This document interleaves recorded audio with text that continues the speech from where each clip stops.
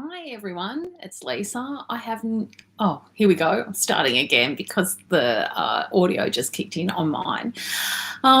This is going to be a bit of an interesting video because it's my very first YouTube live, and I'm not really sure if anyone is even going to find it. So I don't think there's anyone here yet. So I'm kind of just talking to myself. Anyway, doesn't matter. Oh, there's one person here, thank goodness. At least I don't feel like I'm on my own. I can't see who it is, so I'm not sure. I've only ever done Facebook Live. Oh, it's Vanessa Carnevale. Hi, Vanessa. Oh, a few people are joining in now. Okay, so I'll get started. Thanks for helping me practice. I'm not as organised as I had hoped I would be because I've had a bit of a disaster this morning. I was all about 1 o'clock. Hi, Bree. About 1 o'clock, about 12 o'clock, I thought, right, I'm going to get organised for this video. I'm going to sit down, I'm going to write some notes about what I'm going to say. But first I'll get, organised. I'll put the outfit on, do the hair, put some makeup on, so I'm, not in my sweatpants and frizzy hair for you all. So I got all dressed and then I was a bit hungry. So I thought I'll make a bit of lunch, have a coffee so that I'm not eating and drinking while I'm talking to you, or my stomach's not rumbling. And I've got my dog here in my study with me. So I'm eating the lunch, typing away, doing a few, admin jobs, and the dog jumped on me and knocked my coffee all over me. Which meant an outfit change, and my hair got all wet, and I don't know if you can see, but there's this like kind of weird thing going on with my hair, this kink in the hair. Oh, now you can see my t-shirt underneath my jumper. So I had to do the whole outfit change, redo the hair, change the makeup because I had red lipstick on before because I was wearing black, and now I had like a black and cream outfit on, and so I had the red lipstick happening with that. Now I've had to do the full outfit change the lipstick, redo the hair, and I'm feeling a little bit frazzled, to be honest. So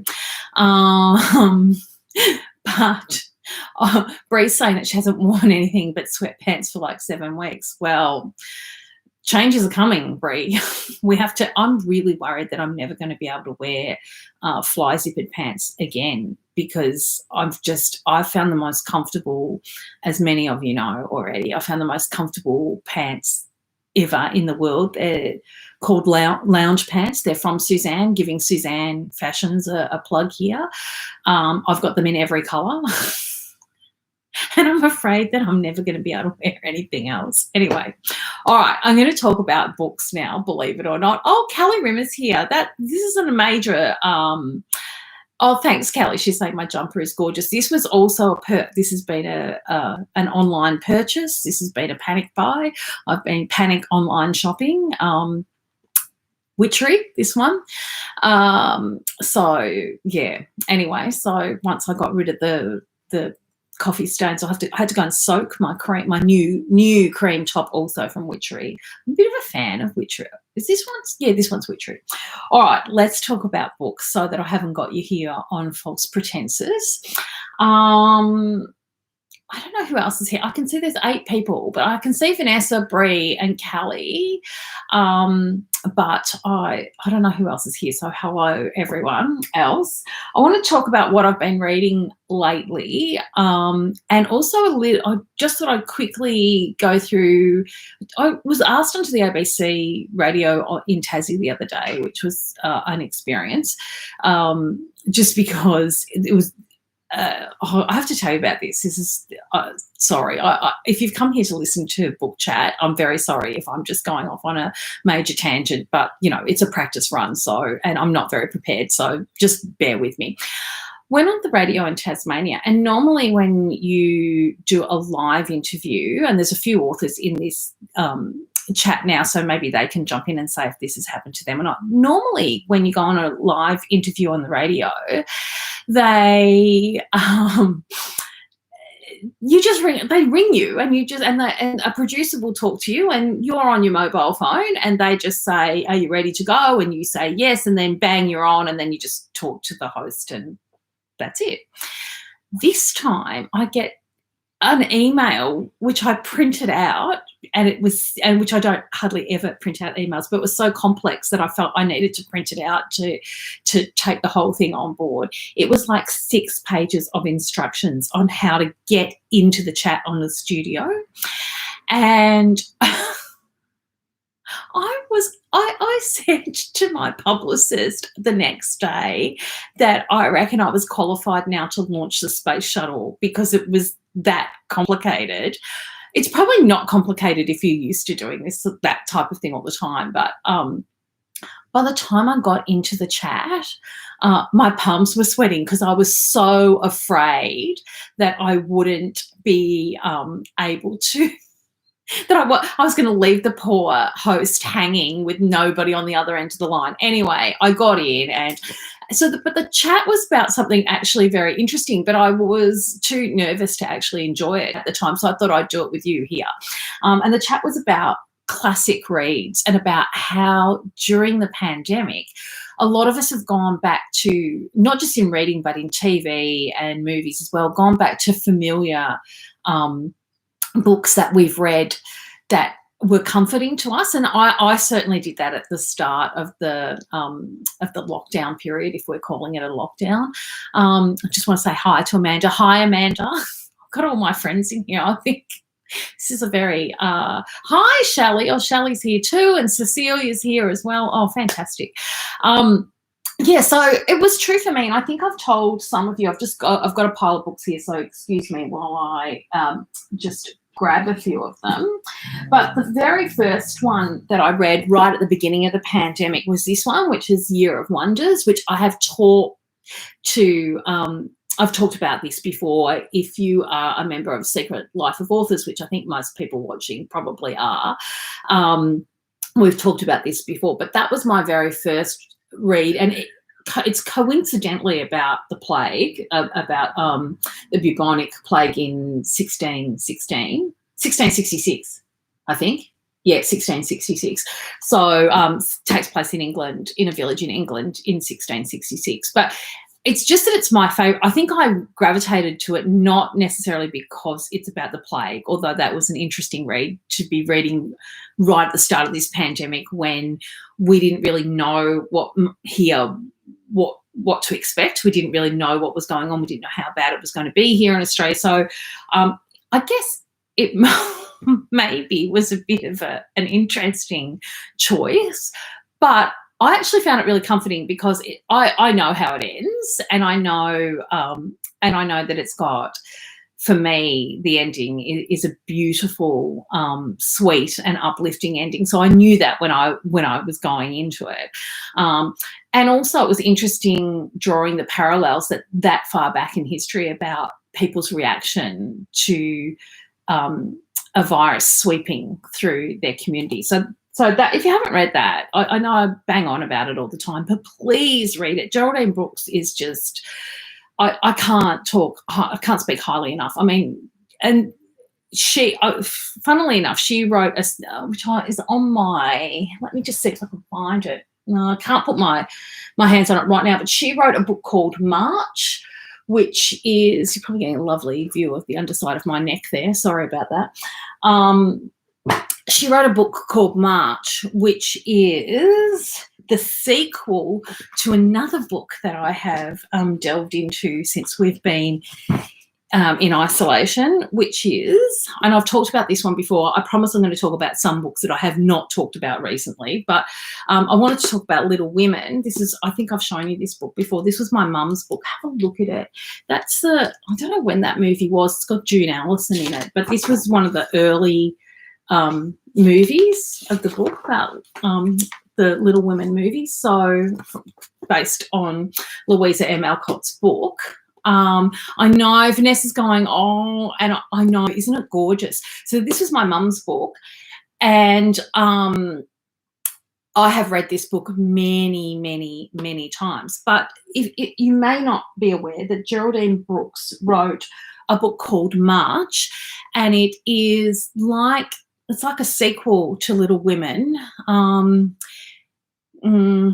it's just, I don't know how to describe it, but it's actually like a spin-off in a way. It follows Mr. March's time during the Civil War, so it's not from the women's point of view, it's mainly from Mr. March's point of view. So it's a dark book, a dark read, and I haven't chosen to read that one. I've just stuck with Little Women. But if you haven't read March and you like and you've read anything else by Geraldine Brooks, or even if you haven't, she's a brilliant writer. Here's another one of my all-time favourites. And this book, this is actually the book that I read this book in, I can't remember if it was year 11 or year 12. I think it was year 12.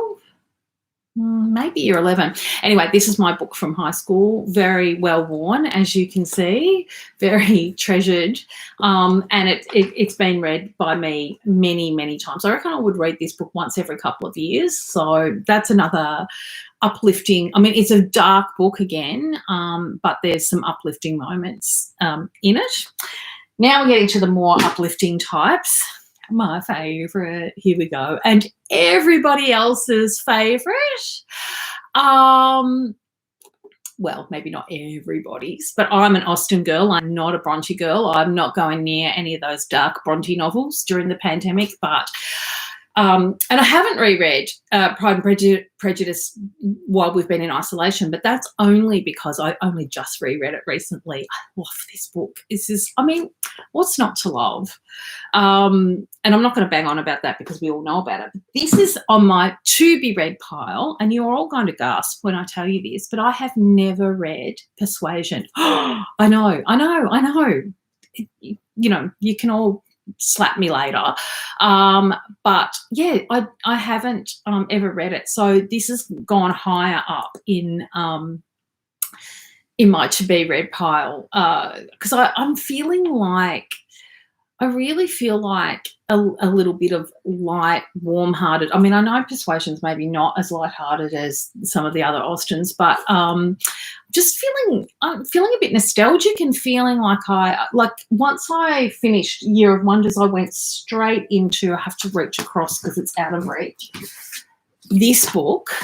Now, I've wanted to read this for ages, so I'm just, you know, Year of Wonders, even though it's a more recent book, it's about the past, and so I was sort of like, I'm not much of a reader of historical fiction, but this one's actually was written in the early 1900s, I think, or maybe actually it might be the late 1800s. Anyway, I can't see there, but this is by E.M. Delafield, who wrote Diary of a Provincial Lady, and I'm really desperate to read that after reading Consequences. Don't read this right now. This is one of those Persephone books from that Persephone's Books in London, which I have also talked about before. It's my favourite bookshop in the whole world, and all their books look like this, but look at the beautiful inside. Oh, that's the matching bookmark. Look at the beautiful you know, first pages are just so, and, you know, end pages are just, how gorgeous is that? And they're all different. Like I've got another one in my to be read pile called Daddy's Gone Hunting, which is this one. Look at this. How gorgeous is that? And I've got the matching bookmark for that one as well. These are so beautiful. Yeah, I've gone on a bit of a historical sort of binge after reading Year of Wonders that just kind of set me off on looking for those sort of, I don't know, maybe I'm looking for a simpler time of life, even though like the first one was set in the bubonic plague. So, but I don't know, I just kind of feel like I was with Little Women and also with Consequences, which, as I said, that's a very dark book. I wouldn't recommend that. It's a beautifully written book and it's a recommended read, but maybe not for this time because it is quite dark and it's got a very depressing end.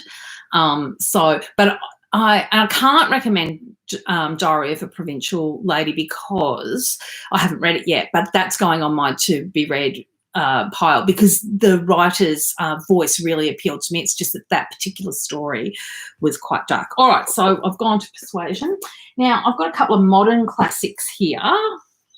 that are really uplifting, and if you haven't read them, you really should. This one's an Australian, Ladies in Black, and this is an older book, but it was re-released last year, I think, or the year before, because Ladies in Black became a movie. I loved the movie. The movie was great, but I loved the book even more. So if you haven't read this, and if you haven't seen the movie, really light-hearted, warm, uplifting. Give it, if you're looking for something to cheer you up, Ladies in Black is a definite goer. Here's one of my all-time faves, A Man Called Ove, or Ove, I think it is. I know it looks like Ove, but I'm not really exactly sure how to pronounce it. I'm just looking to see. There's no pronunciation tips in the blurb. Anyway, we're going to call him Ove. Because there's a movie, but it's not in English, so it has got English subtitles. Anyway, this is by Fredrik Backman, who's written quite a lot of books. This is the only one of his that I've read. I would like to read others because I loved this book so much. But this book will make you laugh and make you cry. It's a really heartwarming, uplifting read. All right, what I've read recently. I want to show you this book. I know I've talked about this a little bit online too, but I can't recommend this book highly enough. Some of you might have seen Sally Hepworth and I. Sally interviewed B.M. Carroll and myself we did it on Zoom and then posted it to Facebook. So if you haven't seen the interview, it's really interesting for what Burr or BM Carol says. Bernadette Mary, the BM stands for. That was one of the things we found out in the chat. She had a book out last year, I think it was, maybe the year before. Anyway, it's called The Missing Pieces of Sophie McCarthy, and those of you who follow me would remember that I recommended that quite highly at the time. It just consumed me. She writes, because The Missing Pieces of Sophie McCarthy is similar genre in that they're suspense, but domestic suspense. I don't really enjoy suspense novels. I'm not interested in thrillers or crime or suspense that much. But what I am interested in, which she does really well, and Sally Hepworth also does well in her last novel, which is The Mother-in-Law, they're character-driven novels. You care about the characters in the novels. It's not the plot that, even though the plot is compelling and page turning, and you do want to find out who did it, that's not what draws me anyway into the book. It's the compelling characters and how well drawn they are and how they become important to me. And this is an absolute feat in genius, this book, because it has, I think, 7 point of view characters. Yes, 7. And I am a person that is easily confused. I am not that smart. So normally if you go past 4 characters, I'm lost. I'm going back going, who's this again?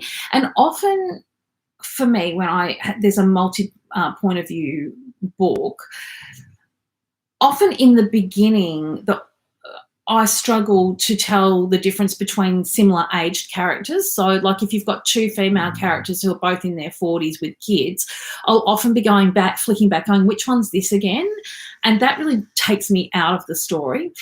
I've never seen anyone do it as well as B.M. Carroll in this book. There's 7 point of view characters, roughly half and half male and female. It's about a school reunion, so everybody in the book is the same age because they were all at school together. So you've got all these women of the same age, and some with similar backgrounds with children or whatever, and then you've got men of the same, a group of men of the same age as well. At no point was I ever confused in this book. The voices are so strong. It's if you haven't read it yet, go out and get it. I love it. All right, now I've also been reading, which is on my Kindle. I'm just going to show you quickly a couple that I've got on my Kindle. All right, so I'm reading. Oh, for heaven's sake, go! Why won't it open at the cover? Don't doesn't that drive you nuts? How you when just I just want to show you the cover. Yeah. So I've just started this, and it's advertised. So this is The End of Cuthbert Close by Cassie Hamer. This is one of those books that it really lives up to the hype. Like it's been advertised as reminiscent of Desperate Housewives, and if you liked that TV show, I think you're going to love this. She had me on page one. She was talking about bringing a plate, or is it? I don't know if that is page one actually, but anyway, they're talking about bringing a plate, which is my pet hate in life. If you invite me to your house to a barbecue and ask me to bring a plate, I'm going to have a heart attack because I hate to cook. I would rather go out to a restaurant and pay top dollar than have to go somewhere and bring a plate. It's not that I don't want to contribute. It's just that I'm really, really happy. Oh, here's Jessica. Hi, Jessica. Oh, I'm so sorry, Jessica. But this is why. Sorry, just to divert for a minute. But this is why I wanted to do this practice run, because these are the things that I needed to know about YouTube, because I have never done a YouTube live, and I didn't know whether I'd even be able to see comments, but now I know that I can, so that's good. So yeah, anyway, so hi Jessica, thanks for signing in. And I'm pretty sure, but not 100% sure, that you'll be able to watch the start of this later. I hope so. Anyway, so back to Cassie's book, The End of Cuthbert Close. I haven't read very much of this. I've only just started it, but I'm really enjoying it, and it kind of matches my jumper. So yeah, all good. Oh, and the other thing, just let me scroll through this, that I've been reading is again, it won't let me show the cover. Go back to the cover. Here we go. Is this. Which we've all been doing in our read along in The Secret Life of Authors. And I keep talking about The Secret Life of Authors. I'm pretty sure that everyone here is a member of that. But just in case there are people that watch this later, The Secret Life of Authors is a reader group on Facebook, and it's run by myself, Sally Hepworth, and Rachel Johns of Something to Talk About fame. The three of us run that group for readers and writers. There's lots of writers in the group too, but it's primarily to let readers know what the sort of behind the scenes life of authors, what those lives are like, what we do, who we really are behind the scenes when we're not being professional, which is pretty much most of the time in that group anyway. So we've been doing, oh my God, how fun is Anthea Hodgson. Anthea has been leading the read along for this book. Even if you haven't been to the first two, we've got the next one is on Saturday at 4:00 Eastern Australian time, and I think it's 2:00 Western time, and somewhere in between if you live in South Australia. Anthea Hodgson is the funniest and warmest and most engaging host. And now I'm really worried about doing another read along after. I'm glad I'm not poor Kelly Rimmer. Kelly Rimmer's our next read along host. She's freaking out. Oh, hi, Bev. Oh, thank you, Bev, saying she loves the Secret Life of Authors. We love it too. Well, what am I saying? I got distracted. Anyway, Anthea's been amazing, and Kelly Rimmer is doing the next read along. She's going to do the read along of my book. Here's one I prepared earlier.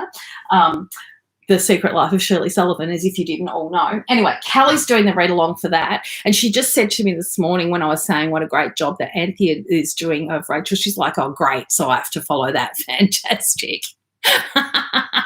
Sorry, Kelly, but better you than me, because I was thinking the same thing. I'm thinking, oh, my God, she's raised the bar, and so now when I do it, people are going to be going, oh, not as good as Anthea. So thanks, Anthea. Thanks for that.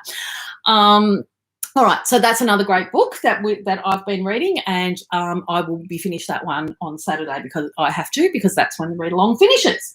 All right, I'm pretty much there, I think, with everything that I have been reading lately, and I'm going to go to, back of the head. See, these are the kinks I need to iron out before I do this for a library.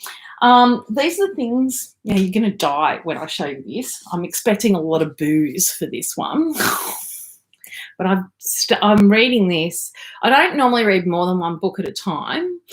But when I've got a non-fiction book, like this one, like Malcolm, I can dip in and out of that. So, but something that you might not know about me is that I really love politics. I'm sorry. I'm really interested in both Australian and American politics. I know Jessica's going, oh my gosh. I know, I'm sorry. I'm just really interested in it from really because Bree's saying she wants to read it because he bakes absolutely everyone. I'm not up to those bits yet, Bree. I'm still in his childhood, which is fascinating in its own way. I'm interested in politics because I'm interested in human rights. I have a particular interest. Here we go. Gone right off track now, but I've got a particular interest in refugees because I've worked with refugees in my teaching life. So I think that's where my interest in politics comes from. It's not so much about the politics itself, but about it being interested in justice for vulnerable people. For me, specifically refugees, but not just refugees, all people that are vulnerable in society. So anyway, so I've been reading about Malcolm and it's fascinating, really fascinating reading. This is due out in August. So this is down the bottom of the to be read pile. Oh, not because it's not going to be great, because I love Fiona Palmer and I know it will be great, but it's not coming out till August. So I've got a few others that I want to squeeze in before this one. But this is Fiona Palmer's new one and it is called Tiny White Lies. And Fiona just writes really heartwarming fiction. I will tell you a story about Fiona. I didn't know her at all. I mean, I'd heard of her through the writing community, but I didn't know her at all. And she wrote a book. I'm going to get the title wrong. I'm going to say Matters of the Heart, but that's not it. I'll think about it. And one of you might know, but it's something to do. It's got heart in the title, and it's about heart transplant. And hi, Danielle. How are you? So I often read books about transplants, about organ transplantation with trepidation, because my dad was the recipient of a transplanted organ. He had a lung transplant, and so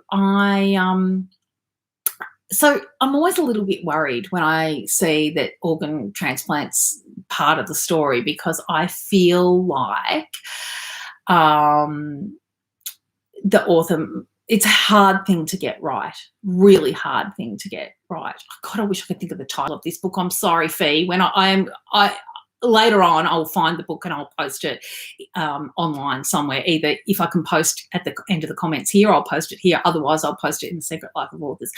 Anyway, maybe it's Change of Heart. Oh, God, it's driving me nuts. And it could be The Outback Heart. It could be Brie. Anyway, so it's what was I going to say? I want to respond to what Nina said. She said, I couldn't be bothered reading a book by a wealthy narcissist man in power. If I want to read a memoir, it would be Penny Wong. And I would definitely read hers as well. And I've read Julia Gillard's. I've also read several biographies about Julia Gillard. But I'm interested to read about both sides of politics, because I feel like my views are quite left wing, but I think that there's lots to be learned from reading about both sides of politics, and it makes me more able to argue my point in a fair and balanced way if I understand what's feeding in to both sides of politics. So it's all about knowledge for me. So anyway, so sorry, I really don't want to go down that track, but I just wanted to answer that point. Oh God, all these people are giving me Heart of Gold. It's not Heart of Gold, I don't think. It could be The Outback Heart, and then Danielle says Matters of the Heart, which it could be that too. Anyway, I'll go look and I'll find out. Anyway, So I read Fiona's book. It's an old book. I read it, and the research was impeccable. Coming from someone who's gone through the whole process, from my dad going through the transplantation, she was spot on in every aspect of the organ donation process and being an organ recipient. And okay, so Bree's saying Matters of the Heart was a Pride and Prejudice modern day one. Yeah, I think you're right, Bree. I think it was the Outback Heart. I don't know. Anyway, she just did such a great job, and so she won me as a reader from that book, and she is also the most delightful person that you will ever meet. So Tiny White Lies coming in August. That's the Fiona Palmer one. All right, here's these two are new release books, which I couldn't help but start, even though I'm reading Cassie Hayner's book at the moment and Rachel's book, and I'm delving into the Malcolm Turnbull one. I just read a couple of pages of each of these because I couldn't not. So these are on my to-be-read pile, but both gorgeous books. Lauren Chater's Gulliver's Wife, which is obviously about the lead character in Gulliver's Travels, but the wife, so the never, or much what's the word I'm looking for, the forgotten wife. So this is, I'm really looking forward to this read, and look how beautiful that cover is. It's the most spectacular cover ever. Super looking forward to this book because it's set in Melbourne. Well, I think it's partially set in Melbourne anyway. I think there's other locations, but in the 1980s. So, that's right up my alley. And my local bookseller, Stacey Moore from Book Grove, recommended this to me. Stacey and I are the same age, and we like the same sorts of things. So I'm thinking already the music references, because I'm a huge live music fan and spent a lot of my youth in pubs in Melbourne at the Espy, the Corner Hotel, lots of iconic Melbourne pubs and a few that are not iconic, seeing bands. And so I think this is going to be right up my alley. So if that's your thing, this is, it's called Almost a Mirror, which you'll recognise from the song lyric. Anyway, I haven't read enough of it to give a full recommendation, but I'm dying to read it, and I'm pretty sure it's going to be amazing. Now, this one also, these two are also on my to-be-read pile. This one is called, overseas it's called Una Out of Order, but here it's called The Rearranged Life of Una Lockhart. I really think Una Out of Order is a much better title. I don't know why they changed the title here, but because Una Out of Order, the alliteration, much better, people. I don't know why. Anyway, this was recommended to me by someone in our Secret Life of Authors group during a read-along, and so I think it was Yvonne Anderson that recommended it. And I trust her, but I've got to say, hasn't grabbed me so far. I didn't realise when I bought it, there's, I think, an element of magical realism to it. So it seems like there's a bit of a time travel aspect, which I just bought it on Yvonne's recommendation, didn't read the blurb because that's how I roll. You tell me a book's good and I'll believe you. And I do trust her, so I think I'm going to give it a go. But it's not my normal thing. So I don't do fantasy. I don't do magic realism. Having said that, I have read a couple of books with an element of magic realism. I read I'll tell you who does it really, really, really well is Ellie O'Neill, who's an Irish writer living in Australia. She lives near me. And, okay, full disclosure, she's my friend. But I wouldn't have brought it up if I didn't love her book. She she's written, oh, God, now I'm going to struggle with the earlier two. The middle one's called The Enchanted Island, and the first one is called Reluctantly Charmed. both fantastic novels, but her standout novel, and it was one of my standout novels for last year, was called The Right Girl. Or it might be the year before now, actually. It might be 2018 rather than 2019. It's a spectacular book about social media and data collection, and it's set in the near future. That is an amazing, amazing, amazing book. So it's called The Right Girl by Ellie O'Neill, Ellie, not Ellie as in Ellie Sinclair. Bree's saying she loved The Right Girl. Oh, thank you, Bree. I'm always pushing this book because I really want people to read it so I can talk to them about it, because it was such an amazing story.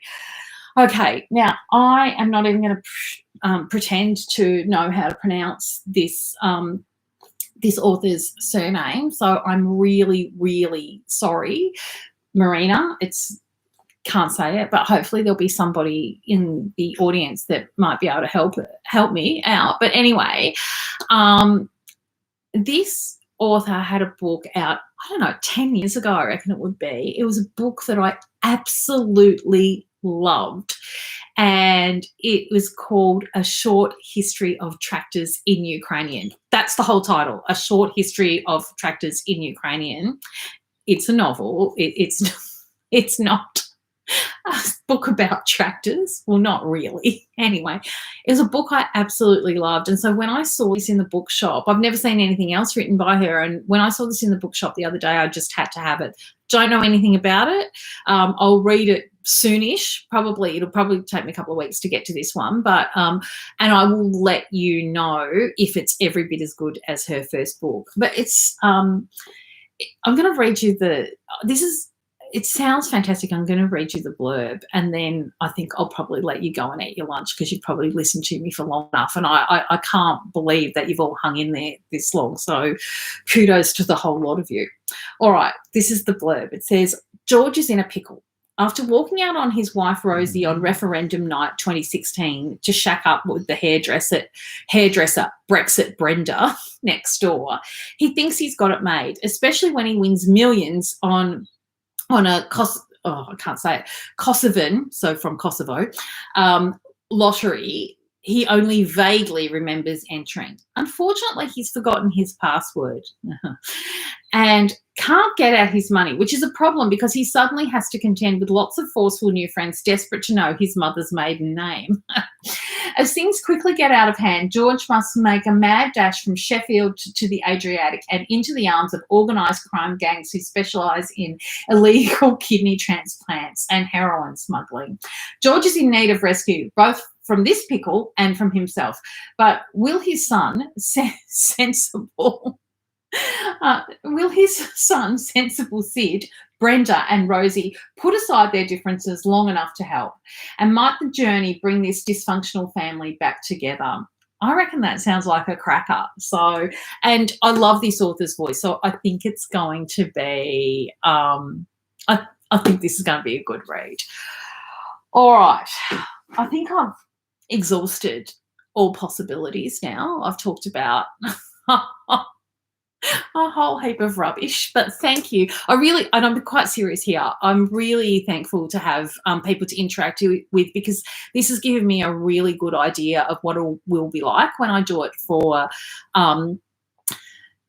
the library. And it's also given me another platform for you people to send my head on. I'm so sorry. You must be so sick of it.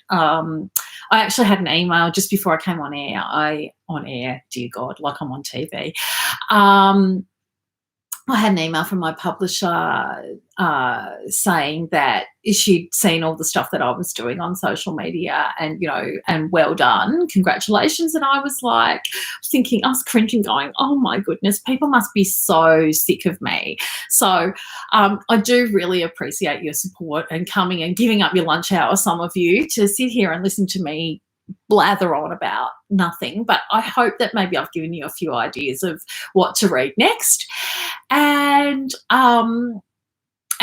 yeah, enjoy the rest of your day. I am going to work out how to end the thing. So there's bound to be some sort of awkward pause bit at the moment. And usually what happens is that's the bit where you kind of see someone doing this and their face doing that, and that's the screenshot that YouTube or Facebook or whoever takes to advertise your video. So, you know, I look forward to that.